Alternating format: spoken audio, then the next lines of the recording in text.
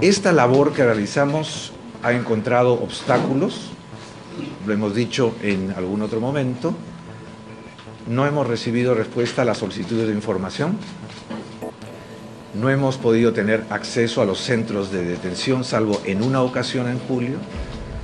No hemos podido realizar misiones al terreno fuera de Managua. El informe señala que la grave crisis de derechos humanos desde el inicio de las protestas, es decir, desde el 18 de abril del 2018, se ha caracterizado por múltiples formas de violencia y de represión. Esto ha causado miles de víctimas, pero entre ellas 300 personas han perdido la vida por lo menos, y por lo menos 2000 han tenido algún clase de herida o afectación. La etapa inicial la caracteriza por una respuesta represiva del Estado a las manifestaciones. La segunda etapa, desde mediados de junio a mediados de julio, la caracteriza principalmente por el levantamiento por la fuerza de barricadas y tranques a cargo de autoridades del Estado y elementos armados progubernamentales. La tercera etapa, que se mantiene hasta hoy, se caracteriza por la criminalización y la persecución de las personas que participaron en las protestas. En muchos de los casos en que hubo actos de violencia por parte de manifestantes, el uso de la fuerza letal por las autoridades en contra de amenazas no letales, así como la utilización de grupos armados progubernamentales, fueron violatorios del derecho internacional de los derechos humanos. El uso desproporcionado de la fuerza por la policía, dice el informe, tuvo como consecuencia algunos casos de ejecuciones sumarias, desapariciones forzadas, obstrucción del acceso a la atención médica, detenciones arbitrarias o ilegales con carácter generalizado, malos tratos, torturas y violencia sexual en centros de detención, violaciones a las libertades de reunión pacífica y expresión,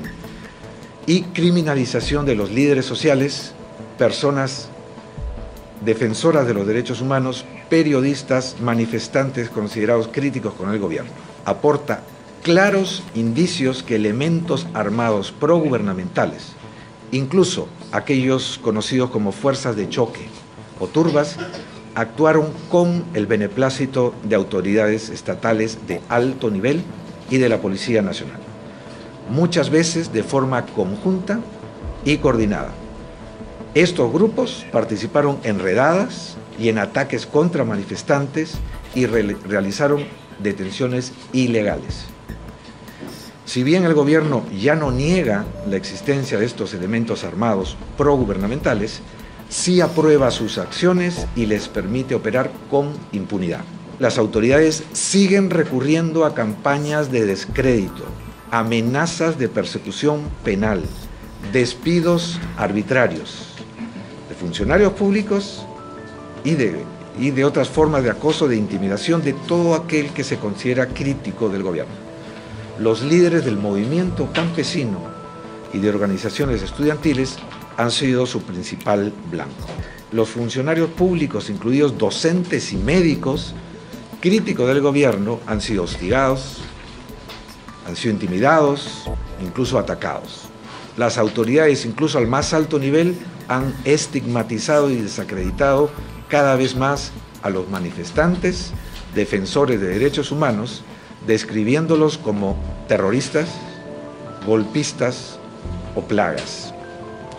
El informe señala que al 18 de agosto habría al menos 300 personas detenidas y acusadas de graves delitos como terrorismo y crimen organizado por haber participado o apoyado protestas, incluidas personas defensoras de derechos humanos. Los juicios de las personas acusadas por participar en las protestas adolecen de serios vicios y no se desarrollan conforme con las garantías del debido proceso.